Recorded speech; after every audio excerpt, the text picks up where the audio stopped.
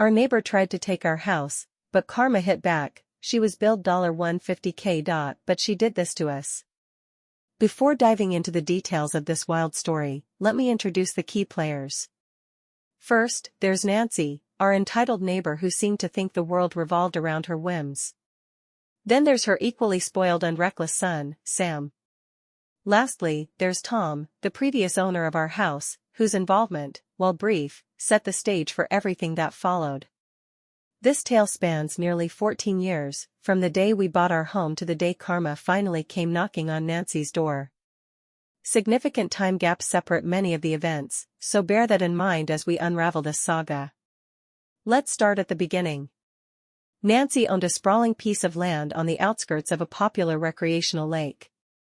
Her property wasn't exactly prime waterfront, but it was situated along the only road leading to some of the lake's most desirable properties, including high-end resorts and bustling boat docks. Some of the homes along this route were affordable for ordinary families, but others drew the attention of wealthier buyers. This location, and Nancy's greed, would play a crucial role later. Years ago, Nancy, who was quite affluent, decided to divide her large property into 4 parcels. She gifted 2 of them to her adult children, 1 to her daughter, who surprisingly turned out to be a decent person, and 1 to her son, Sam, who was the complete opposite. Nancy built homes on both parcels to suit her children's preferences.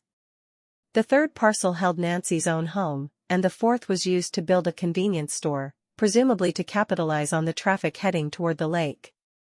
Nancy handed over the property deeds to her children, which, predictably, set the stage for disaster. Her daughter managed her new home responsibly and didn't cause any trouble. Sam, on the other hand, was a walking tornado of bad decisions. He was infamous in the neighborhood for hosting loud, disruptive parties that raged well into the night. The police were called so often that it seemed they had a permanent post near his house. Despite all this, Nancy enabled his behavior, covering all his bills and utilities while turning a blind eye to his antics. There was just one exception, the property taxes, which were in Sam's name. Sam, being the irresponsible partier that he was, never bothered to pay his property taxes. Whether Nancy assumed he was handling it or simply didn't care remains unclear, but the inevitable happened. The county seized the property, and Sam's house went up for auction. By this point, the home was in shambles, holes in the walls, a massive gap in the living room floor that opened to the garage basement, and floors so damaged they were deemed unsalvageable. The bank labeled the house uninhabitable, and only cash buyers were allowed to bid. Enter Tom. A retired house flipper, Tom wasn't one of those flashy TV personalities with deep pockets. He was a humble, hard-working man who flipped homes as a way to stay active and engaged.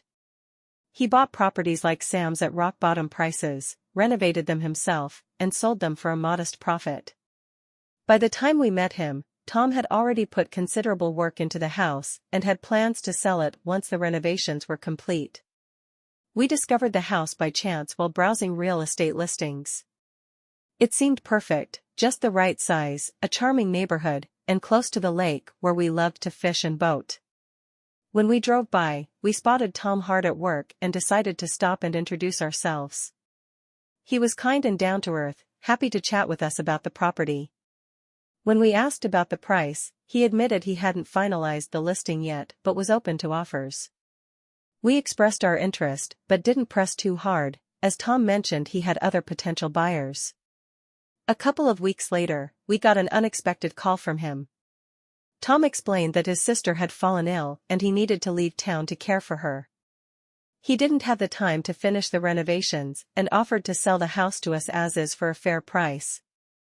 We jumped at the opportunity. With the help of a realtor friend, we secured a loan and agreed to bring the house up to code within 2 weeks, as required by the bank. Tom couldn't continue working on the house himself, but he provided detailed instructions on what needed to be done. Thanks to his meticulous planning and the surplus from our loan, we were able to complete the necessary repairs on time with the help of some amazing friends. After months of hard work, replacing floors, rewiring, patching walls, and scraping off decades-old wallpaper, we finally turned the rundown property into a home we could be proud of. Just as we were settling in, Nancy made her grand entrance. She came over to introduce herself with a warm smile and a homemade pie. At first, she seemed kind, and we couldn't understand why Tom had warned us about her. But as the conversation drew to a close, Nancy's tone shifted. With a calculated air of compassion, she informed us that our house actually belonged to her. According to Nancy, Tom had no right to sell it, and we had been scammed. She claimed we had 30 days to vacate the premises. The shock was overwhelming. The thought of losing our dream home after pouring so much time, effort, and money into it was devastating. We thanked Nancy for letting us know and promised to investigate. The first thing we did was contact the bank, who quickly confirmed that Tom was the rightful owner of the deed. Nancy's claims were baseless. We weren't content to rely solely on the bank's reassurance, so we took additional steps to ensure the legality of our purchase. Our realtor, who had worked closely with Tom during the sale, corroborated everything the bank told us. She confirmed that Tom was the rightful owner when we purchased the house and assured us that our name was now correctly listed on the deed. To further solidify our understanding, we contacted courthouse officials who, without hesitation, verified our ownership of the property. Every source we consulted gave the same answer: the house was ours, and Nancy's claims were baseless. As we unraveled the story, we also learned more about Nancy's son, Sam. The neighbors painted a vivid picture of him as the neighborhood's reckless party enthusiast, infamous for his late-night rages and complete disregard for property upkeep. His negligence was well known, and the neighbors described how his constant partying had left the house in shambles by the time it went up for auction. His refusal to pay property taxes over the years had led to the house being seized by the county and eventually auctioned off. This backstory shed light on Nancy's desperation. She wasn't just trying to reclaim a family home, she was attempting to erase the consequences of her son's irresponsibility. A few days after her initial visit, Nancy returned, but this time her tone was more confrontational. She asked bluntly when we planned to move out, as though she were merely waiting for us to hand over the keys. We calmly explained that we had legally purchased the property, that Tom had been the rightful owner, and that there was no scam or foul play involved. While we expressed sympathy for the emotional loss of the property, we firmly stated that we couldn't simply relinquish our home after all the time, effort, and money we had invested into it. Nancy wasn't deterred. Her expression softened as she began recounting her family's connection to the land. Her voice trembled with emotion as she described decades of cherished memories, family barbecues, birthdays, holiday gatherings, all tied to this house. She spoke of how the property had been in her family for generations, and how losing it felt like losing a piece of her family's legacy. While her words were heartfelt, it was hard to ignore the glaring omissions. Nancy glossed over the fact that Sam's negligence had caused the loss and refused to acknowledge her role in enabling his behavior. When we asked why her family hadn't bid on the house at the auction, especially since it had sold for just $70,000, Nancy's response was baffling. She claimed that paying for the house would have been beneath her family, as they believed the property was rightfully theirs and shouldn't have been up for sale in the first place. Her indignation left us speechless. We reiterated that we couldn't simply hand over the house, especially given the additional $40,000 we had spent on renovations. In an effort to find a compromise, we offered to sell Nancy the house for $130,000. This was more than fair, given the home's improved condition and proximity to the lake, and it was still well below market value. We even suggested financing options that could help her manage the purchase, hoping she'd see the offer as a reasonable resolution. Instead of gratitude, Nancy seemed taken aback. She had clearly expected us to either leave or sell the house for next to nothing. She left to consider the offer, but it was evident she wasn't happy. A week later, Nancy returned with a counteroffer, one so low it felt insulting. She offered $20,000, claiming that she shouldn't have to pay anything for a house she believed still belonged to her family. When we explained that her offer was far too low, she begrudgingly raised it to $25,000, condescendingly acknowledging the effort we'd put into renovations.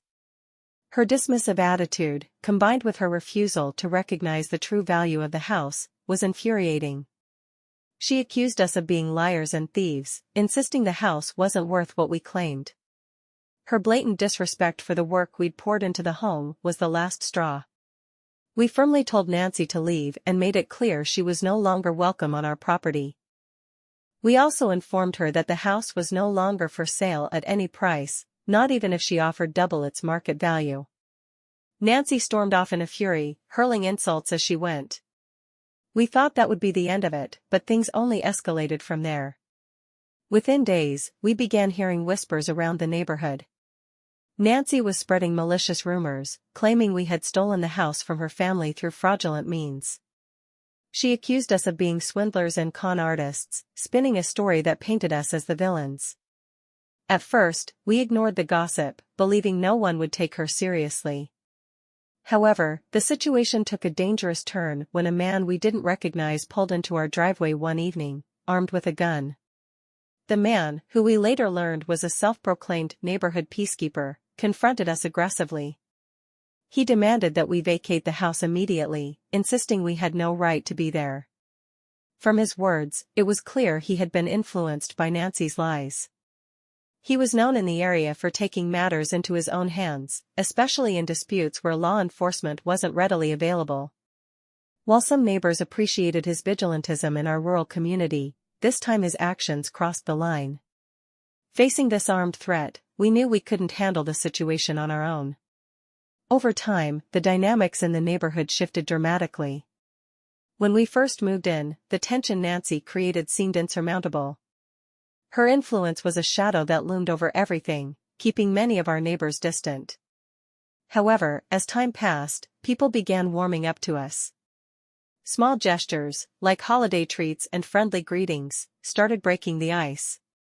Slowly, the stories about Nancy and her family began surfacing, and the facade she had built started to crumble. Nancy's convenience store had once been the heart of the community. Its central location and proximity made it an easy choice for quick errands or last-minute items. It wasn't known for great service or reasonable prices, but its convenience was unmatched. For years, the community had relied on it, even if it meant paying a little extra or overlooking minor issues. That loyalty began to waver as rumors of double charging, shady business practices, and Sam's poor management spread. The complaints started small, with people noticing discrepancies in their receipts. At first, they dismissed it as an innocent mistake, but as the overcharges became more frequent, suspicions grew. One day, Mrs. Jensen, an elderly neighbor, came to us visibly upset. She had noticed repeated overcharges during her shopping trips and didn't feel comfortable confronting Nancy directly. She feared retaliation, especially after seeing how Nancy treated other dissatisfied customers. Her concerns mirrored what we had experienced, confirming that the issue wasn't isolated. We encouraged Mrs. Jensen to share her story with others, and soon enough, similar accounts emerged. Nancy's refusal to address these complaints only added fuel to the fire. She either dismissed the concerns outright or accused customers of trying to undermine her family's business. Her steadfast defense of Sam, despite mounting evidence of his dishonesty, made her complicit in the community's eyes. Sam's behavior at the store was another source of frustration. It wasn't just the overcharging, there were allegations of him pocketing cash from the register, ignoring expiration dates on food, and generally being inattentive. His lack of professionalism, coupled with Nancy's unwillingness to hold him accountable, tarnished the store's reputation. As word spread, more and more neighbors chose to shop elsewhere, even if it meant driving into town. What had once been a bustling community hub grew eerily quiet. Nancy attempted to win customers back with discounts, free coffee, and community appreciation events, but it was too late. The damage was done, and the trust she had taken for granted was irreparably broken. One day, Mr. Peacekeeper showed up at our house again, this time in a much friendlier mood. Over the months, we had developed a cordial relationship, and he often stopped by for a beer and to chat about the neighborhood. He told us about his recent experience at Nancy's store, where he had caught Sam double-charging him. Mr. Peacekeeper, always thorough, had counted his cash before handing it to Sam and checked his receipt carefully. When the totals didn't match, he confronted Sam, who fumbled for excuses about the register being faulty. When pressed to show the register logs, Sam refused, confirming Mr. Peacekeeper's suspicions. Mr. Peacekeeper's findings spread quickly, cementing what many already suspected. Nancy's attempts to defend Sam and dismiss the complaints only alienated her further. Her reputation, once untouchable, was now in tatters. Even those who had initially supported her began to distance themselves. The final blow came when the IRS got involved. Years of poorly kept records and questionable accounting practices had caught up with Nancy. Investigators uncovered evidence of falsified invoices and fraudulent tax filings. She had been inflating expenses to claim larger deductions, a practice that had gone unnoticed for years. The penalties were severe, a fine of over $250,000. This financial burden, combined with the declining revenue from the store, proved insurmountable. Nancy tried to keep the store afloat, but it was a losing battle. She cut costs wherever she could, including reducing staff and inventory, but it wasn't enough. The once thriving business had become a ghost town, and Nancy had no choice but to shut it down. The property was eventually sold to an out-of-town investor who transformed it into a charming cafe and bakery. The new establishment quickly became a favorite in the neighborhood, offering fresh pastries, excellent coffee, and a welcoming atmosphere. Nancy and Sam disappeared soon after. Rumors circulated about where they had gone. Some said they moved out of state to escape their legal troubles, while others believed they were staying with distant relatives. Wherever they ended up, it was clear they were no longer part of our lives or the community. The change in the neighborhood was palpable. Without Nancy's influence, the atmosphere became friendlier and more supportive. The new cafe brought people together in a way the convenience store never had, fostering a sense of community that had been missing for years. Looking back, it's almost surreal how far things escalated. What began as a simple dispute over a house turned into a saga of entitlement, deceit, and eventual vindication. Despite the challenges, we emerged stronger and more connected to our neighbors, who ultimately saw the truth for what it was. Nancy's downfall wasn't something we celebrated, but it was a stark reminder of how destructive greed and dishonesty can be. In the end, we held on to our home, strengthened our relationships within the community, and found a sense of peace we hadn't thought possible when this all began. It was a long, difficult journey, but one that left us more grateful than ever for the life we'd built and the people who stood by us. We decided to put our efforts into other means of resolving the dispute. Fighting over land was exhausting and costly, and it wasn't a fight we wanted to drag out indefinitely. The stress and frustration of dealing with Nancy were enough to make anyone lose their patience. We looked into legal options, consulting with lawyers and local officials to see if there was a way to definitively establish our property lines without resorting to a drawn-out court battle. Meanwhile, Nancy continued her antics. She seemed to think that persistence and pressure would eventually wear us down. Every few weeks, she would come by to reiterate her claim, often with her surveyor's report in hand, as if waving it in front of us would suddenly make us concede. She also ramped up her gossip campaign, spreading rumors that we were troublemakers and squatters who had no right to the land. While her claims found traction with a few residents, most of the neighborhood had grown tired of her tactics and saw through her lies. What Nancy didn't realize was that her obsession with the property was making her careless. In her zeal to undermine us, she began making bold, exaggerated statements, even in public forums like neighborhood meetings. She claimed ownership of areas far beyond what even her surveyor's report suggested, which led to other neighbors questioning her motives. One particularly vocal neighbor, Mr. Jensen, directly challenged her during a community meeting, pointing out inconsistencies in her claims and asking why, if the land was so important to her, she hadn't secured it properly when the property changed hands years ago. Nancy's response was evasive, and her credibility took a hit. This emboldened other residents who had been quietly skeptical of her behavior. Some began recounting their own negative experiences with Nancy and her family, from the overcharging at her store to Sam's destructive parties and now the dubious property dispute. In a surprising turn of events, one of our new allies turned out to be Nancy's own daughter, Carol. Carol had long been estranged from her mother, fed up with the family drama and favoritism shown towards Sam. While she didn't have any direct interest in the property dispute, she knew enough about Nancy's history to corroborate some of our claims. Carol shared stories of her mother's manipulative tendencies and even hinted at times when Nancy had overstepped her bounds with other neighbors. Carol's willingness to speak out added significant weight to our side of the story.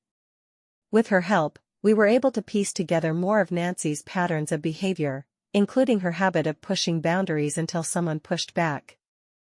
It became clear that the property dispute wasn't just about the land, it was about control. Nancy couldn't stand the idea of someone else having something she thought should belong to her family, even if it was legally and rightfully ours. Eventually, the tension reached a boiling point. Nancy escalated her efforts by attempting to put up fencing around the disputed area. She hired a crew to start construction, claiming that her surveyor's report gave her the right to do so. When we confronted her, she smugly stated that we could take it up in court if we didn't like it.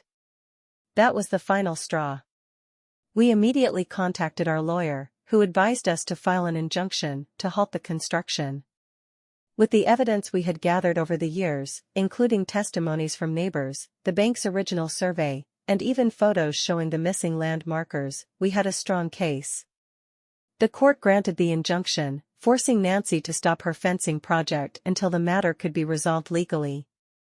The legal proceedings were grueling, but they ultimately worked in our favor.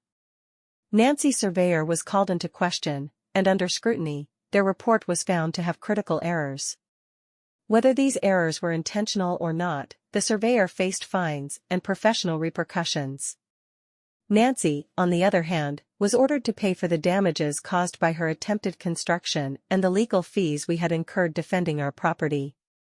The final blow came when the court ordered a new, independent survey to settle the matter once and for all. This time, the survey confirmed what we had always known: our property lines were exactly as they had been when we purchased the land. Nancy's claims were baseless, and the disputed area was indisputably ours. Nancy's reaction was predictably dramatic. She accused everyone, from the judge to the surveyors, of being biased against her. But her protests fell on deaf ears. The community, having seen the truth unfold over the years, was firmly on our side. Even Mr. Peacekeeper, once skeptical of our intentions, apologized for doubting us and commended us for standing our ground. In the aftermath, Nancy's reputation was in shambles. The fines and legal fees left her financially strained, and the loss of her store had already dealt a significant blow to her standing in the neighborhood. She retreated into her home, rarely seen or heard from again. Sam, true to form, moved on to greener pastures, or so we heard, leaving his mother to deal with the fallout alone. As for us, the resolution brought a sense of relief and vindication. It had been a long, exhausting journey, but we had finally reclaimed the peace we had sought when we first moved into our home. The property dispute had tested our patience, resilience, and resolve, but it also strengthened our bond with the community. In the end, we were proud to call this place home, knowing that we had fought for it and won against all odds. Nancy's antics and the storm that knocked down the infamous tree seemed like the grand finale to years of escalating drama. Yet, the aftermath stretched out longer than we could have imagined, turning her entitled grasp for power into a slow, self-inflicted downfall that reverberated throughout our neighborhood. It was like a never-ending series of ironic twists that left us shaking our heads while somehow solidifying our place within the community. The tree incident and the subsequent bill from the insurance company had been a turning point. Nancy, having tried every trick in the book to evade responsibility, was left with no choice but to pay the $250,000 bill. What struck everyone in the neighborhood as most absurd was how she had insisted for years that the disputed land was hers, only to suddenly claim it wasn't when the liability came her way. The surveyor, likely fearing the career-ending consequences of tampering with property boundaries, stuck to his original findings, cementing Nancy's responsibility for the damages. This decision sent ripples through our small town. Everyone now knew Nancy had not only lied about the property dispute but also tried to pin her financial woes on us. Word spread fast, as it tends to in rural areas. Nancy, once thought of by some as the self-appointed matriarch of our corner of the world, became a punchline in whispered conversations and knowing glances at local gatherings. People would shake their heads and laugh, recalling how her years of schemes and slander had ultimately backfired. But the humiliation wasn't just confined to her reputation. The financial hit from the insurance bill, combined with the diminishing returns from her convenience store, began to strain her resources in ways she hadn't anticipated. Her store, once a hub of activity due to its convenient location, was now struggling. The double-charging scam that her son, Sam, had orchestrated had already eroded trust among her customers, and word of Nancy's behavior further drove people away. The few regulars who still shopped there often came out of necessity rather than loyalty, muttering under their breath about inflated prices and outdated products. Nancy's once bustling parking lot now looked empty most days, and it was clear that the store was barely hanging on. For us, life finally began to settle into something resembling peace. The property dispute that had loomed over us for years was no longer an active issue, though we hadn't forgotten about it. We considered the idea of hiring a surveyor to formally reclaim the land but decided it wasn't worth the expense. Nancy's grip on the neighborhood had weakened so much that the land itself no longer felt like a battleground. Instead, it became a quiet symbol of her failed attempts to control us, a patch of earth that no longer held the power to cause us stress. Nancy, however, wasn't done making herself a nuisance, even if her efforts were increasingly futile. One day, as we were working on our yard, we noticed her standing at the edge of the disputed property line, glaring at us with an intensity that would have been unnerving if it weren't so ridiculous.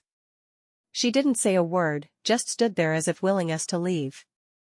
It was almost comical, like she thought her mere presence would somehow make us pack up and move. We ignored her, of course, and eventually, she shuffled back to her house, muttering to herself. Her attempts to maintain control over her dwindling sphere of influence extended to her store as well. Desperate to attract customers, she began running sales that were so frequent they barely counted as promotions. The prices, once absurdly high, were now slashed to the point where we wondered if she was even turning a profit. Even so, most of the neighbors continued to avoid her store, preferring the longer drive to town over dealing with her antics. The irony wasn't lost on us. Nancy had fought so hard to hold on to her store and reputation, only to watch both crumble before her eyes. Sam, meanwhile, remained as much of a liability as ever. Having returned to live above the store, he brought with him a steady stream of chaos. While Nancy had initially forbidden him from throwing wild parties, it didn't take long for him to start bending the rules. The noise complaints began trickling in again, and while the police were less frequent visitors than they'd been in the past, the disruption was enough to annoy the few remaining customers. It seemed Sam hadn't learned anything from his past mistakes, and Nancy's inability to rein him in only made things worse.